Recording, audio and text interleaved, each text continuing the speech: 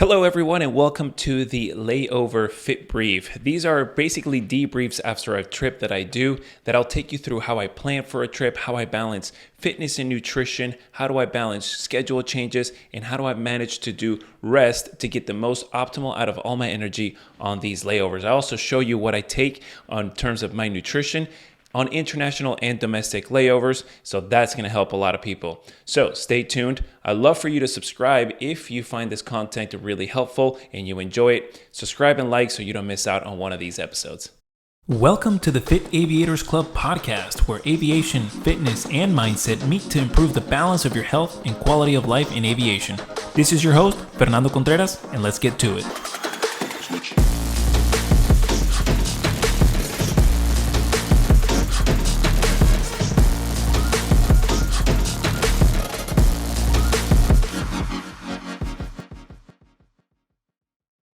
So this trip is a 4-day sequence with layovers in JFK and Guyana, and it starts off with a lovely call from cruise scheduling at 5 a.m.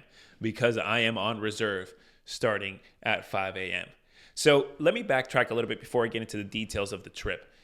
Whenever I'm on reserve, I plan according that if I were to get called for every single day that I'm good for. That means my nutrition, my meal preps, and then that also means my gym clothes. So I was good for about 6 days, and 2 days before the first day that I was good for, we had a barbecue with some friends, so I decided to throw in some extra food and kind of meal prep, make best use of my time there. And so I threw in some extra chicken, some extra steak, some extra vegetables. I made some quinoa on the side, and then the next day I boiled some eggs. I got my almonds that come packaged in some protein bars. So that was kind of my plan to take food-wise to whatever trip I got called for. Now, that plan may change sometimes because if you get called for an international turn or international layover, you're going to have to change the amount of food that you're going to take, especially if you're going to bring fresh fruits. So when I got called at 5 in the morning, I was not going to look up at what Guyana would allow into their country with food and what state it had to be in, what condition. So I changed what I had already kind of planned, and I was going to bring food just enough to finish my meal prep by the time I got to Guyana. And then from Guyana forward, which is the next 2 days, I would eat on the layover or however else I can make a healthy decision on getting food. However, my first day started off with a Cancun turn. And I know from experience that when you get back to the States, you can have your meal prep as long as it's cooked. Nothing raw, nothing fresh, in terms of fruit as well. So I took fruit just enough to get me on the on the flight to Cancun. I already ate my avocado and I ate my banana on the way there. On the way back, I had my overnight oats, which usually on the overnight oats, I put fresh fruits in there. But now that I'm flying it more internationally, I kind of don't do that because I'd rather keep my overnight oats simple. That way I can bring them in and out. And by simple, I mean it's just water, oats, and protein powder. That's kind of it. The extra stuff that you want to add, if you want to add some granola or whatever it is, and if it's packaged, you should be good to go. So with that Cancun turn, I was able to get some food in and kind of keep my own meal prep. So now let's get into the details of what I actually, going through the whole day. So I get to Miami, get to the airport, and we're going to go on this Cancun turn. On the way there, I have my avocado and my banana. Avocado is great, healthy fat that keeps me very satiated.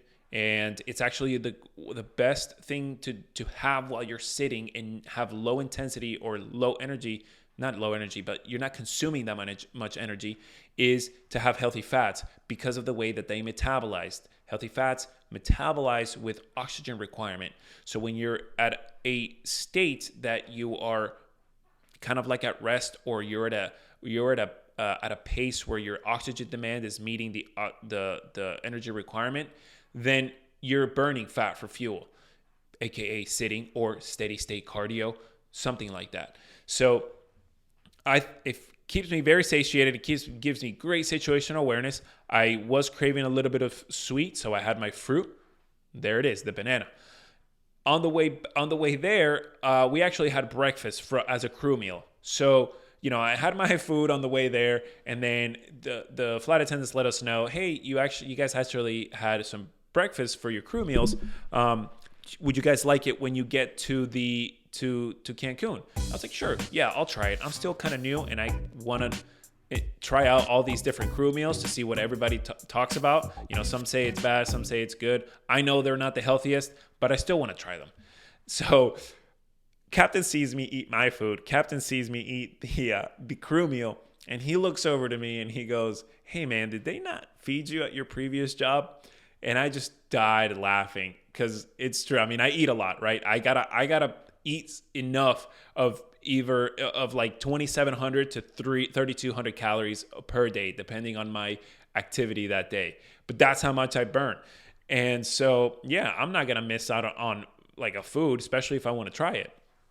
So I was like, actually, they didn't give me crew meals at my previous job. So it was just funny. I died laughing on that. But on the way back, I had my overnight oats with some boiled eggs. So I already got a pretty good amount of calories. And this is already like, I don't know, you're almost at like noon now. And then we had a 2-hour sit. The 2-hour sit, those sits usually get you, everybody that I talk to, it gets you more tired when you have those sits. And usually when I have those sits, I'll go for airport appreciation walks. So I'll just walk an hour, listen to a podcast, do something, do whatever I need to do, but I'm trying to keep my body moving. However, this time, I woke up at 5 a.m. There were some things that I had to deal with before the flight in Cancun. We had some certain things that I had to fix before the captain got there. So already it was a little bit, I got all this stress going. And I said to myself, I'm not going to go for this airport appreciation walk. I'd rather rest. And so I went to the crew lounge and I took a 25-minute nap and woke up feeling great, rested. I was good to go. And I felt great for the flight over to JFK. Got to the plane and then went over to JFK, had my meal prep of the actual dinner/lunch or late lunch/dinner of steak, quinoa, and vegetables. Now, let me backtrack a little bit. When I got into the United States from Cancun, it's always good to declare if you have food like that you meal prepped, declare it.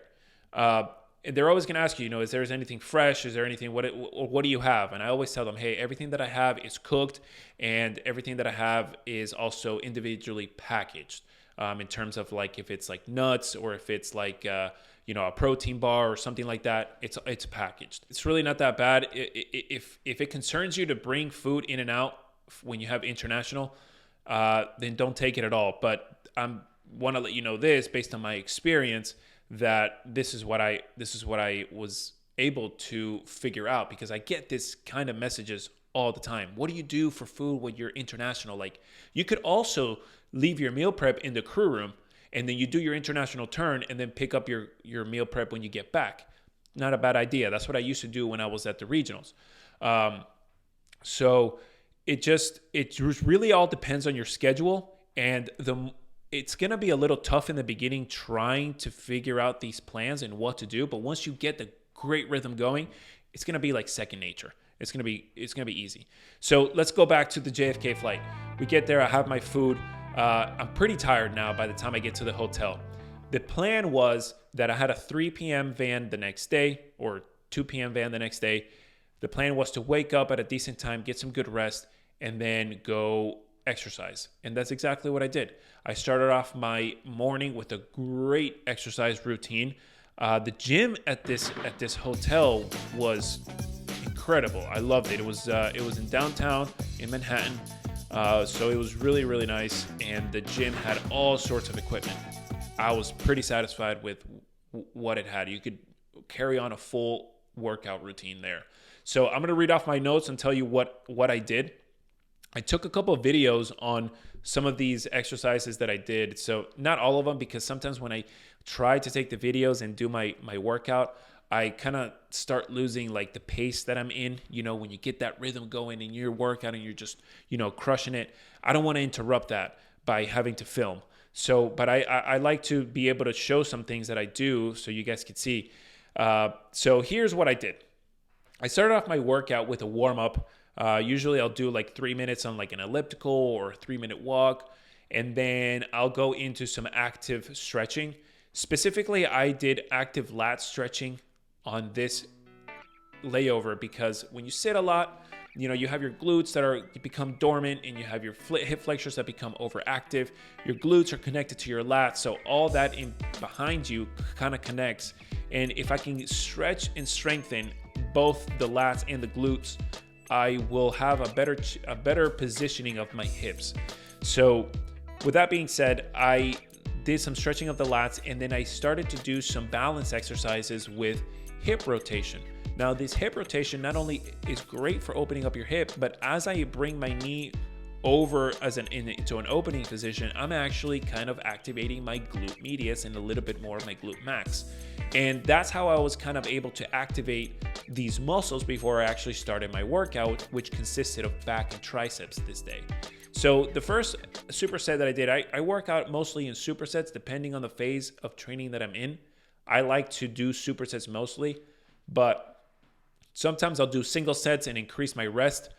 Other times I'll do supersets with the same amount of rest, or sometimes I'll do supersets with lower amounts of rest. It all depends on what body adaptation I'm going for based on what goals I'm having for that certain amount of time.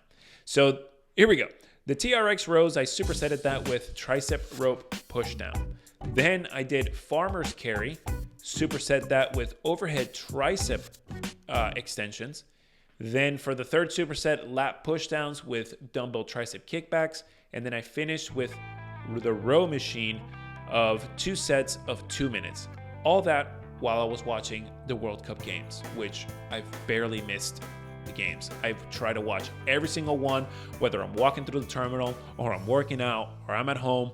Obviously, I can't see them while I'm flying, but I'll watch the highlights. I am that passionate about soccer in the World Cup.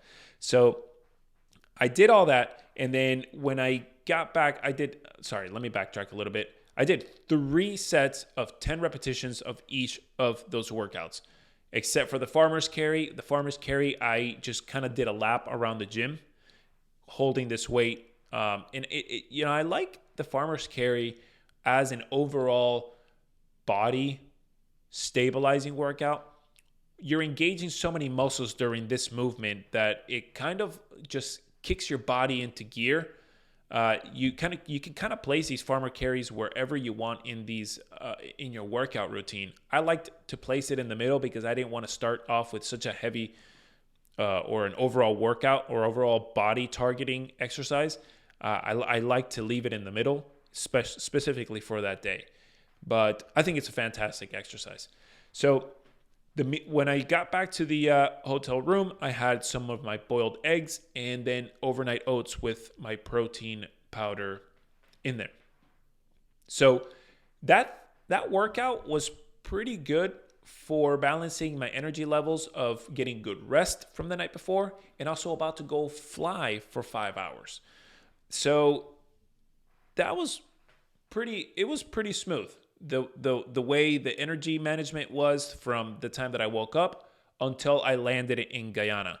And woke up at 10 a.m., landed in Guyana 11 p.m. Guyana time. I was able to balance and manage my energy. Sometimes that energy management is not as smooth because sometimes you might overtrain, or sometimes you may not get enough rest, or sometimes you may not eat the right amount of food. This day, it turned out to be great. On the way to Guyana, I had the rest of my meal prep with chicken, quinoa, and vegetables. I finished all my protein bars, and that was it. I didn't have anything to declare when I got to Guyana. We just got on to the layover, and the flight attendants actually had planned the next day to do this whole little touring of the city because they're actually from there. So they kind of already knew what spots to check out and what to do. And they had a private driver that takes them wherever we would want to go. So, they asked me if I wanted to join. Absolutely. They captain too. We had a great time the next day. But before we get into that, we got to the hotel. I went to sleep right away. I was getting kind of tired. That van ride was about an hour to get from the airport to the hotel. You check in. Next thing you know, you're going to sleep like around 1 a.m. So not too bad. The next day I wake up, and before I go hang out with the rest of the crew, I start off my morning with a 5-mile run. And I was fasted, so I didn't have anything to eat from the last meal that I had on the way to Guyana until after I finished my run. 5-mile run was great. Now, we mentioned something about the steady state cardio and the oxygen with metabolizing and burning fat. So that's why I chose to do a 5-mile run. Well, I actually chose it for 2 reasons. One, because I had a personal preference of doing a 5-mile run. I'm trying to get a certain amount of cardiovascular endurance exercises throughout in so many times per week. That helps me a lot when I go play soccer. And then the second reason was because energy management. I didn't want to do resistance training. I've already done resistance training 4 times earlier this week, so I was pretty good on that. But the way when you do resistance training, when you're lifting weights, your body uses energy from different substrates. So it's a little bit of metabolic differences between doing a steady state cardio and doing some resistance training. What I wanted to do, based on that, I've had long days, I've already trained resistance.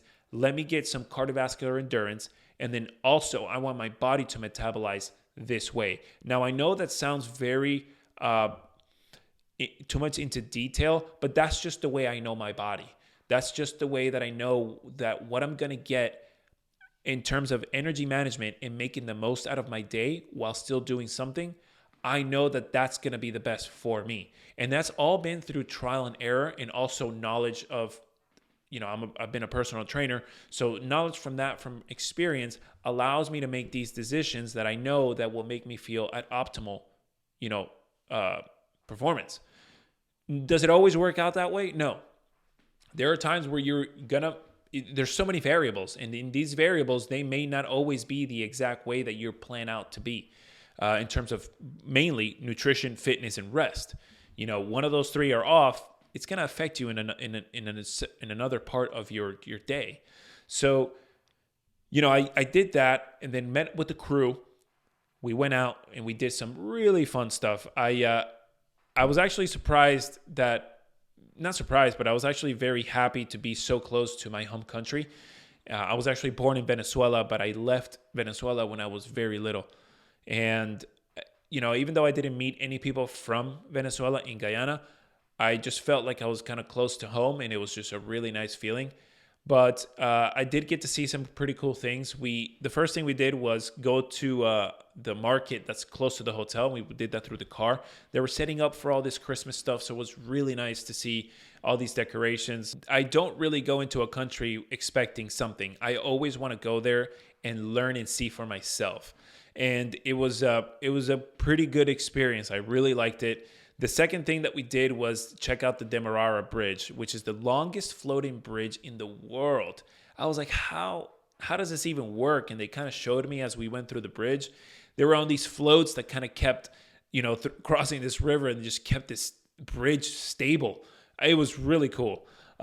Then we went to Vredenhoop, which is another city where you can take a boat from Georgetown to Vredenhoop and then back. So we saw a lot of people commuting back and forth with that. So that was pretty cool.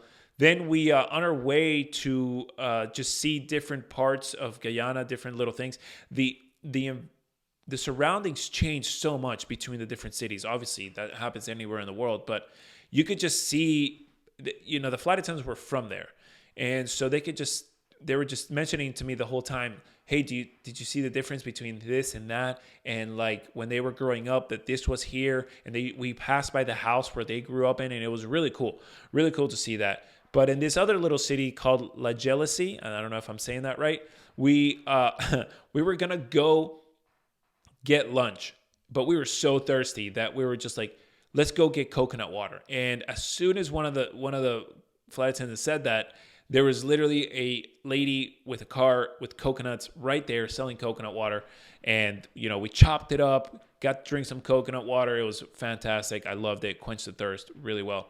And then we went to lunch, and we actually had Chinese food. I didn't know that Chinese food was so popular in Guyana. I mean, it's popular in a lot of places, but I kind of asked, what's the main dish that you guys, go for or make?